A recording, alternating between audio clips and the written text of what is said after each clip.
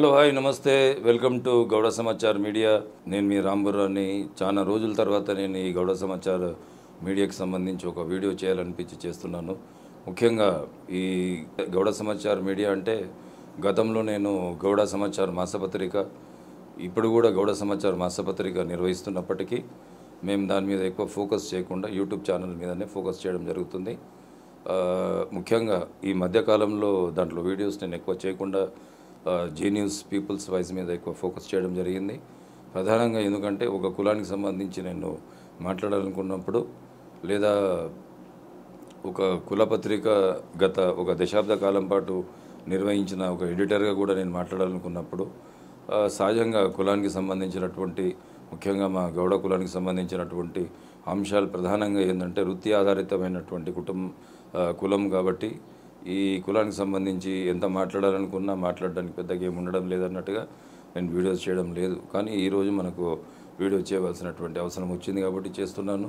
ముఖ్యంగా మనకు ఈ తెలంగాణ రాష్ట్రం ఏర్పడ్డాకల, అలాగే గతంలో బీఆర్ఎస్ ప్రభుత్వం కూడా ఈ కల్లు గీత కార్మికులకు కానీ గీత వృత్తిదారులకు కానీ అనేక హామీలు ఇవ్వడంతోనే పరిమితంగా ఉండడం అనేది జరిగింది. చివరికి బీఆర్ఎస్ గవర్నమెంట్లో శంకుస్థాపన చేసినటువంటి సామాజిక భవనాలు కూడా మూలకేయబడ్డాయి. అదే రకంగా ఈ గీతా కార్మికులకు ఎక్స్గ్రేషియా విషయంలో కానివ్వండి, లేదనుకుంటే టీసీఎస్ టీఎఫ్టీలకు ఏ రకంగా కూడా భరోసా ప్రభుత్వము ఇవ్వలేక గీతా కార్మికులకు కొన్ని రైతులు ఇచ్చినప్పటికీ కూడా అవి కూడా ఎన్నికల హామీగా, పార్టీ హామీగానే మిగిలిపోయింది. అప్పుడు ఉన్నటువంటి ఎక్సైజ్ శాఖ మంత్రులు కానివ్వండి, అప్పుడున్నటువంటి మంత్రివర్యులు పద్మరావు గారు కానివ్వండి, ఇక మిగతా వాళ్ళు కూడా ఏం చేయలేనటువంటి పరిస్థితులలో, లేదా వాళ్ళు చేయగలిగినంత చేసి ఊరుకోవడం జరిగింది. మరి ఈ మధ్యకాలంలో మనకు కాంగ్రెస్ ప్రభుత్వం వచ్చిన తర్వాత ముఖ్యంగా పొన్నం ప్రభాకర్ గారు యాక్టివ్ రోల్లో మినిస్టర్గా ఉన్నారు. మరి వాళ్ళు కూడా గౌడాస్ నిర్వహించే గౌడలో ఉన్నటువంటి అనేక సామాజిక వర్గంలోనే అనేక సంఘాలు ఉన్నాయి. ఒక పక్క సర్దార్ సర్వై పాపన్న సంఘాలు, తెలంగాణ గౌడ సంఘాలు, గోపా అనే ఒక Gowda official and professional association, ఇలా అనేక సంఘాలు మన కులంలో ఉన్నప్పటికీ ప్రధానంగా ఏంటంటే నేను కూడా ఈ అందరితో, మన గౌడ పెద్దలతో కానివ్వండి, ఈ సంఘ నాయకులతో కానివ్వండి, అందరితో నేను కూడా మైమేకమై అందరితో కూడా సన్నిహిత సంబంధాలు ఉన్నప్పటికీ మరి ఈ ముఖ్యంగా మనకు ఈ అనుకున్న లక్ష్యానికి, నా అంచనా ప్రకారం నేను ఒక దశాబ్ద కాలం పాటు ఈ సంఘాలన్నిటితో కూడా సమన్వయంతో ఉన్నాను, ఇప్పటికీ ఉంటూనే ఉన్నాను. కానీ నాకేమనిపించిందంటే ఈ సంఘాలన్నీ కూడా మనకు రాష్ట్ర స్థాయిలో పేరున్నటువంటి తెలంగాణ రాష్ట్ర గౌడ సంఘం కానివ్వండి, దానికి అనుబంధంగా అనేక సంఘాలు రాష్ట్ర స్థాయిలో, జిల్లా స్థాయిలో పెట్టడం అనేది అభినందనీయమైనప్పటికీ కూడా, అలాగే మనకు అతి పురాతనమైనది గోపా అంటే Gowda official and professional association, అలాగే ఇప్పుడు సర్దార్ సర్వై పాపన్న సంఘాలు వివిధ రూపాలలో మన సర్దార్ సర్వై పాపన్న గౌడ కులంలో పుట్టాడు. అంతేగాని సర్దార్ సర్వై పాపన్న ఒక గౌడ జాతికి పరిమితమని భావించి వాళ్ళ విగ్రహ ప్రతిష్టాపనకి కేవలం గౌడాస్ మాత్రమే అది చేయడం అనేది ఒక విధంగా సబబుగా ఉండదు. ఎందుకంటే ఆయన బహుజన వీరుడు. చాలా సందర్భాలలో లేదా నేను గుర్తు చేయడం కూడా జరిగింది. సర్దార్ సర్వై పాపన్న మన కులంలో పుట్టడం మనందరికీ గర్వకారణం. ఆయన చేసినటువంటి రాజ్యాధికారం, ఒక గీతా కార్మికునిగా పుట్టి గోల్కొండ కోటను కొట్టి రాజ్యం వెళ్ళినటువంటి ఆ మహానుభావుడు, మరి అతన్ని స్ఫూర్తిగా తీసుకొని మన జాతిలో, మన కులంలో ఈ ఐక్యత అనేది రావాలి. కానీ ఏ క్వశ్చన్ చూసినా ఐక్యత రాగం అనేది ఎక్కడ మనకు కనబడతలేదు. ముఖ్యంగా పార్టీల వారీగా నాయకులు చీలిపోవడము, ఏ పార్టీ అధికారంలో ఉంటే ఆ పార్టీలకు ఈ సంఘాల నాయకులు దూరిపోవడము. మరి గతంలో బీఆర్ఎస్ ప్రభుత్వం ఉన్నప్పుడు అందరూ కూడా బీఆర్ఎస్ ప్రభుత్వంలోకి చేరిపోవడము. నా ఉద్దేశం, నా ఆలోచన ఒకటే ఏంటంటే, ఈ సంఘాలు నిర్వహించే నాయకులు ఎవరైనా సరే, సంఘ నాయకులము లేదా సంఘాలు నిర్వహిస్తున్నాము, సంఘానికి అధ్యక్షులుగా ఉంటున్నాము అనుకుంటున్నా, నాయకులు ఎవరైతే ఉంటారో వాళ్ళు రాజకీయాలతో సంబంధాలు పెట్టుకోకూడదు. వాళ్ళు రాజకీయ పార్టీల్లో ఉంటే సంఘాలలో అనుబంధంగా మారిపోతాయి. ఎందుకంటే ప్రధానంగా ఇప్పుడు కాంగ్రెస్ గవర్నమెంట్ వచ్చిన తర్వాత వాళ్ళు ప్రభుత్వాన్ని ప్రశ్నించడం కానీ ప్రశ్నించడానికి సాహసం చేయలేరు. అందుకే ఈ సంఘాల నాయకులు ముఖ్యంగా అన్ని రాజకీయ వర్గాలతో సన్నిహిత సంబంధాలు నెలకొల్పి సంఘాల అభివృద్ధి దిశగా, సంఘాల అభివృద్ధి అంటే ప్రజల గౌడ సంఘం అంటే ఇప్పుడు గౌడ జాతికి చెందిన కులస్తులతో సమూహమే సంఘము. మరి ఈ రాష్ట్ర స్థాయిలో ఉన్నటువంటి సంఘాల ద్వారా క్షేత్ర స్థాయిలో ఉన్నటువంటి ప్రజలకు ఒరుగుతున్నది ఏందనేది ఒకసారి సమీక్ష చేసుకోవాల్సిన అవసరం ఉందనేది నా అభిప్రాయము. ఎందుకంటే ఈ ప్రతి ఊరిలో ఉన్నటువంటి గౌడ సంఘాల ద్వారా గౌడ కులస్తులు కనీసం ఎంతో కొంత ప్రయోజనం చేకూరుతున్నప్పటికీ రాష్ట్ర గౌడ సంఘాల ద్వారా కానీ గోప సంఘాల ద్వారా కానీ లేదా ప్రభుత్వం చేయూతనిస్తామంటున్నటువంటి ఈ నీరా కాన్సెప్ట్ తీసుకున్నా కానీ లేదా గీతా కార్మికులకు మోపిడ్లు ఇస్తామంటున్నది కానీ దాంట్లో చిత్తశుద్ధి అనేది లేదు. అటు ప్రభుత్వానికి లేదు, ఇటు నాయకులకు లేదు. ఈ గౌడ హాస్టల్ ఒకటి నిర్మాణం జరిగింది. పల్లె లక్ష్మణరావు గారి గౌడ హాస్టల్లో మన పూర్వీకులు హిమాయత్ నగర్లో ఉన్న గౌడ హాస్టల్ మన పూర్వీకులు త్యాగ ఫలితమే అక్కడ 1 ఎకరం లోపు ఉన్న స్థలంలో కట్టడం జరిగింది. దానికి అనుబంధంగా మరో ఉప్పల్ బగాయత్లో 500 గజాల స్థలంలో 2వ హాస్టల్ నిర్మాణం జరిగింది. అలాగే జిల్లాలలో కూడా కొన్ని గౌడ హాస్టల్ ఉన్నప్పటికీ మరి ఇవన్నీ కూడా మన గౌడ కులస్తులు విద్యార్థులకు చాలా మటుకు ఉపయోగపడుతుంది. అలాగే ఈ గోపా అనేది కూడా ఒక ముఖ్యమైన సంఘము. అలాగే అంత విద్యావంతులతో కూడుకున్నటువంటి సంఘము. మరి గౌడ అఫీషియల్స్ కానివ్వండి, లేదా ఈ తెలంగాణ గౌడ సంఘం కానివ్వండి, ఈ ఇతర సర్దార్ సర్వై పాపన సంఘాలు కానివ్వండి, మరి నీరా అనేది ఒక కాన్సెప్ట్ బీఆర్ఎస్ గవర్నమెంట్లో మన శ్రీనివాస్ గౌడ్ గారు ఎంతో చొరవ చూపి అది ఓపెన్ చేయడం జరిగింది. తర్వాత అది ఏ రకంగా కూడా అది కార్యరూపం పూర్తి స్థాయిలో కార్యరూపం దల్చి ఇటు గీత కార్మికులకు కానీ అటు గౌడ కులస్తులకు కానీ టీసీఎస్ టీఎఫ్టీ వాళ్ళకి పెద్ద ఉపయోగం అయితే ఇప్పటివరకు ఈ 2 సంవత్సరాలలో ప్రారంభించిన తర్వాత కూడా ఏం కనబడతలేదు.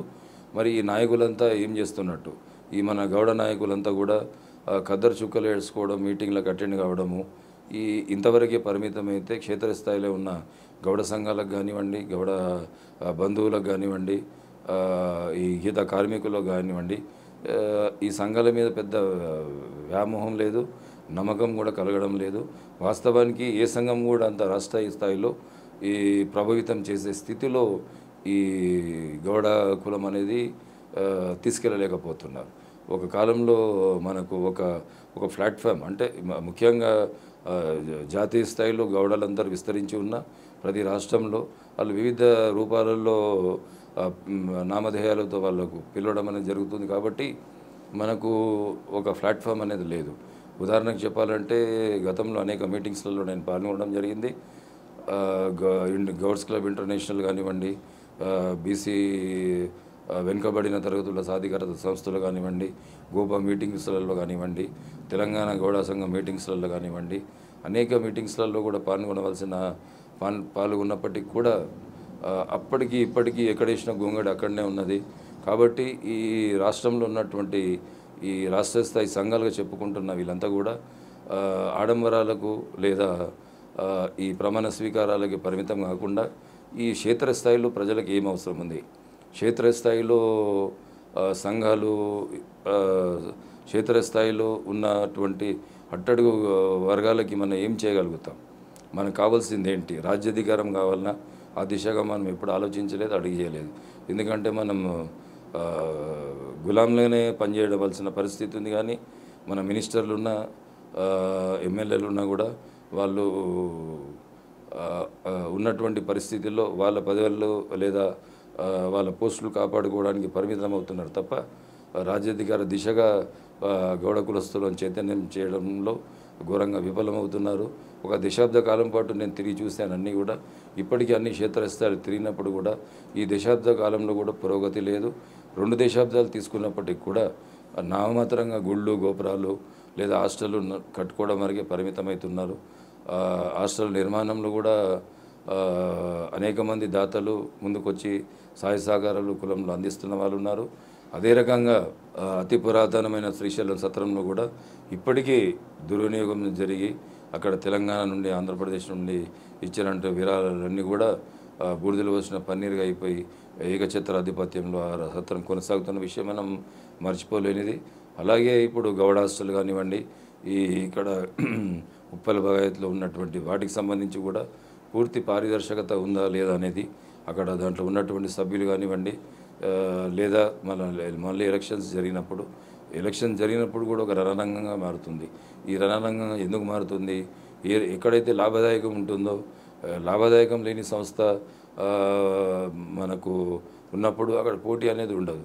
మరి విపరీతమైన పోటీతో అక్కడ ఎన్నికలు ఎందుకు జరుగుతున్నాయి? కాబట్టి ఇవన్నీ కూడా మన జాతి ఆలోచించవలసిన అవసరం ఉంది. అలాగే ఈ రాష్ట్ర స్థాయిలో ఉన్నటువంటి విద్యావంతుల వేదిక గోపా కానీ, గీత కార్మికుల నుండి అన్ని వర్గాలతో మైమేకమైనటువంటి గౌడ సంఘం కానివ్వండి, ఇతర సర్దార్ సర్వై పాపన్న స్ఫూర్తితో ఏర్పాటు చేసిన పాపన్న సంఘాలు కానివ్వండి, ఈ మిత్రులందరూ కూడా ఆలోచించి మన క్షేత్రస్థాయిలో ఉన్నటువంటి విగ్రహాలు స్థాపించుకుంటూ పోతేనే మనకు ఒరిగేది తరిగేది ఏం లేదు, ఒరిగేది కలిగేది ఏం లేదు. మనకు ఈ రోజులు గడుస్తున్న కొద్దిగా గీతా వృత్తి అనేది నిర్వీర్యమైపోతుంది. గీతా వృత్తిదారుల పరిస్థితి దారుణంగానే ఉంది. ప్రభుత్వాలు మారుతున్నా గౌడల తలరాతలు మాత్రం మారడం లేదు. దీన్ని ఏ రకంగా చూడాలి? మనము ఈ కొత్త జనరేషన్, కొత్త వాళ్ళు ఎవరు కూడా ఈ గీత వృత్తిలోకి వచ్చే అవకాశాలు లేవు. దానికి అనుబంధంగా గీత పరిశ్రమ అభివృద్ధి దిశగా ప్రభుత్వాలు కూడా ఏ రకమైన చర్యలు తీసుకోవు. గతంలో కూడా టీడీపీ కానీ, కాంగ్రెస్ కానీ, ఇప్పుడున్న గతంలో బీఆర్ఎస్ కానీ, ఇప్పుడున్న కాంగ్రెస్ కానీ, ఎందుకంటే ఇది ఆదాయం లేనటువంటి వృత్తి, అంటే ప్రభుత్వానికి ఏ రకంగా కూడా ఆదాయం పెద్దగా సమకూరేది ఇది. కాబట్టి కేరళ మోడల్ని ఇక్కడ ఇంప్లిమెంట్ ప్రభుత్వ చర్యలు ఉంటే ఈ గీతా వృత్తిని ఆధునీకరణ చేయడానికి అవకాశం ఉంటుంది. మరి లేదా ఈ వృత్తి మీదని ఆధారపడ్డ ఈ కులానికి వృత్తి పుస్తకాలు ఏమైనా ఉన్నాయా అంటే అవి కూడా కనుచూపు మేరలో మనకు కనబడడం లేదు. మరి ఏ రకంగా మరి మనగడ సాధిస్తుంది ఈ జాతి కులము? కేవలం మీటింగ్లకు పరిమితమైపోయి ఫోటోలో పోజులు ఇచ్చినంత మాత్రాన క్షేత్రస్థాయిలో ఉన్నటువంటి ఈ గౌడ జాతికి కావాల్సిన మనం ఏం చేయగలుగుతాం అనేది ఆత్మపరిశీలన చేసుకోవాల్సిన అవసరం ఉందనేది నా అభిప్రాయము. ముఖ్యంగా ఈ పొన్నం ప్రభాకర్ గారు కూడా స్వయంగా చెప్పడం జరిగింది. పొన్నం ప్రభాకరే కాదు, లేకుంటే మధుయాష్కి కానివ్వండి, పుర నరసయ్య గౌడ్ కానివ్వండి, ఇంకా ఏ గౌడ సంఘం నాయకుడైనా సరే కులం అంటే ఎవరికైనా సెంటిమెంట్. వాళ్ళు ఏ పార్టీలో ఉన్నా ఎవరున్నా ఏ కులమైనా సరే ఈ కులాల వ్యవస్థలో ఒక సెంటిమెంట్ లేనిది దాసరి నారాయణరావు స్వర్గీయులైన దాసరి నారాయణరావు గారు వారి సభలలో పదే చెప్తుండే ముఖ్యంగా. ఎందుకంటే వాళ్ళు ఈ సెంటిమెంట్ లేని సమాజం లేదు, ఎందుకంటే మదర్ సెంటిమెంటు, ఫాదర్ సెంటిమెంటు, తల్లిదండ్రులకు పిల్లల సెంటిమెంటు, భార్యకు భర్త సెంటిమెంట్లు, ఈ సెంటిమెంట్స్తోనే ఈ సృష్టి సమాజం నడుస్తుంది. కాబట్టి కులం అనేది ఒక సెంటిమెంటు. కాబట్టి ఏ పార్టీలో ఉన్న నాయకులు మన వాళ్ళు ఉన్నా అందరూ కూడా కులం పట్ల వాళ్ళు చేయగలిగిందంతా చేస్తారు. వీళ్ళు చేస్తలేరు వాళ్ళు చేస్తలేరు అనుకోవడానికి లేదు. కానీ ఈ సంఘాలు ఏవైతే ఆవిర్భవించాయో ఈ సంఘాల మీద అతి ప్రధానమైన బాధ్యత ఉంటుంది. మనకు ఆదాయాలు వచ్చేటువంటి అవకాశాలు ఉన్నటువంటి హాస్టల్స్ హైదరాబాద్లో మాత్రమే కనబడితే అవి ఒకటి హిమాయత్ నగర్, రెండోది ఉప్పల్ భగాయత్, దాని తర్వాత ఇక్కడ కూడా యాదాద్రి ట్రస్ట్ కూడా కట్టారు. దాని ద్వారా కూడా మన గౌడ ప్రజలకు ఏం ఉపయోగం లేదు. దాతలతో నిర్మించినటువంటి శ్రీశైలం సత్రం ద్వారా కూడా ప్రజలకు ఏం ఉపయోగం లేదు. మరి ఎక్కడ ఈ సంఘాల ద్వారా, ఈ కుల పెద్దల ద్వారా గౌడ కులస్తులకు కలుగుతున్న ప్రయోజనం ఏంది? కేవలం మీటింగ్లకే పరిమితమైపోయి ఈ పాపన్న విగ్రహాల ద్వారానే మీటింగ్లు పెట్టి పాపన్న విగ్రహాల ద్వారానే ఏదన్నా ప్రయోజనం కలుగుతుంది అనుకోవడం కూడా ప్రయోజనం లేదు. అలాగే క్యాలెండర్లు ఇప్పుడు అన్ని సంఘాలు క్యాలెండర్లు, ఈవెన్ గౌడ సమాచార పత్రిక కూడా క్యాలెండర్ రిలీజ్ చేస్తుంది. కానీ ఈ క్యాలెండర్ల ద్వారా కూడా 100 క్యాలెండర్ రిలీజ్ అవుతుండొచ్చు సుమారుగా రాష్ట్ర స్థాయిలో, రాష్ట్ర వ్యాప్తంగా, జిల్లా వ్యాప్తంగా కూడా ఈ క్యాలెండర్లో పరిమితం కొన్ని సంఘాలు. దీని ద్వారా కులస్తులకు కలుగుతున్న ప్రయోజనం ఏంటి?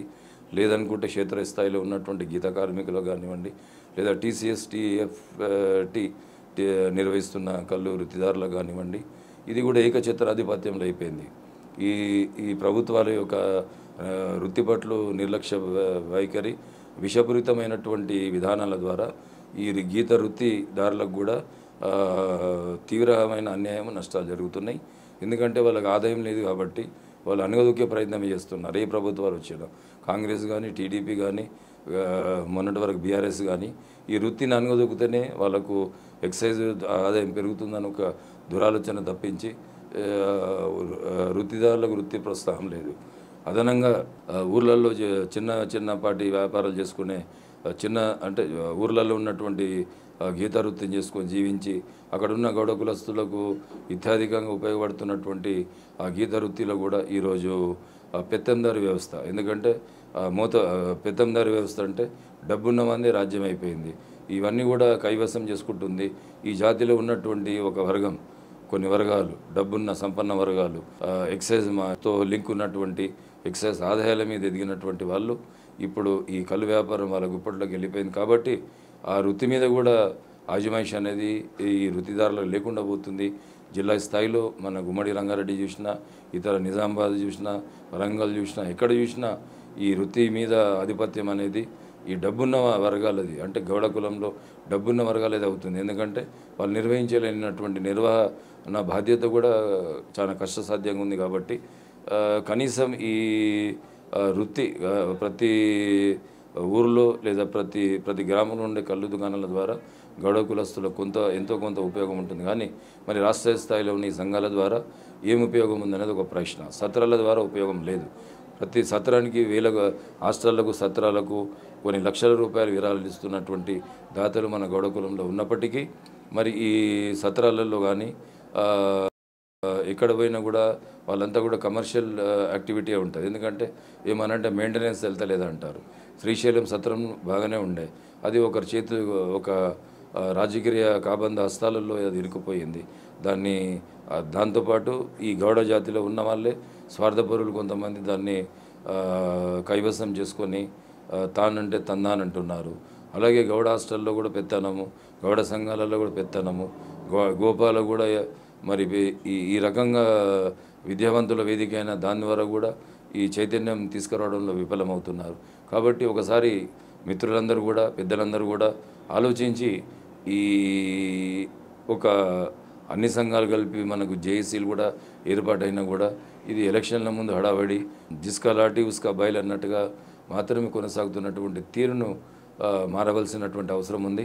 కాబట్టి ఈ ప్రజలను, ఈ గౌడ జాతి బిడ్డలను చైతన్యవంతులు చేయడానికి ఒక పక్క మన పిల్లలకు, మన గౌడ పిల్లలందరికీ కూడా విద్యను అందించడం ద్వారా సంఘాభివృద్ధికి, మరోపక్క వాళ్ళకు ఈ గీత వృత్తిదారులకు మనం ఎంత చేసినా కూడా రుణపడే ఉంటాం. ఆ వృత్తి నుండి వాళ్ళకు రక్షణ కల్పించడానికి ప్రభుత్వం నుండి భరోసా అనేది ఆధునిక టెక్నాలజీలో మనకు అనేక అవకాశాలు ఉన్నప్పటికీ ఈ లాస్ట్ తరం మాత్రం మిగిలి ఉంది. కాబట్టి ఆ వృత్తిని కాపాడుకోవడానికి ప్రభుత్వం చేతును ఇవ్వడం అనేది హామీల వరకు పరిమితం అవుతుంది. అలాగే మనకు హాస్టల్ ఒకటి ఉంది, సామాజిక భవనాల రూపంలో గత ప్రభుత్వం మనకు కూడా అన్ని కులాలతో పాటు మనకు కూడా స్థలం కేటాయించడం జరిగింది. మరి ఎక్కడేసిన మూట, ఎక్కడేసిన గొంగడి అక్కడనే పడి ఉంది. మరి కాంగ్రెస్ ప్రభుత్వం నీలదీయడానికి అవకాశాలు లేనటువంటి పరిస్థితిలో ఈ రాష్ట్ర నాయకులు ఎందుకున్నారు? దీని మీద ఎందుకు ప్రశ్నించడం లేదనేది నా ప్రశ్న. మరి ఇలాంటివి మనం చర్చించుకుంటూ పోతే అనేకం ఉంటాయి. మరో ఎపిసోడ్లో నేను మరో వీడియోతో మీ ముందుకు అనేక ఆసక్తికరమైన విషయాలతో, అనేక వాస్తవాల విషయాలతో మీ ముందుకు వచ్చే ప్రయత్నం చేస్తా. నా విమర్శ అనేది ఒకరిని ఉద్దేశించి కాదు, నా విమర్శ ద్వారా ఒకరిని లక్ష్యం చేసుకోవడం కాదు. నా విమర్శలో ఒక వాస్తవం ఉంటుంది, నా విమర్శలో ఒక నైతికత ఉంటుంది.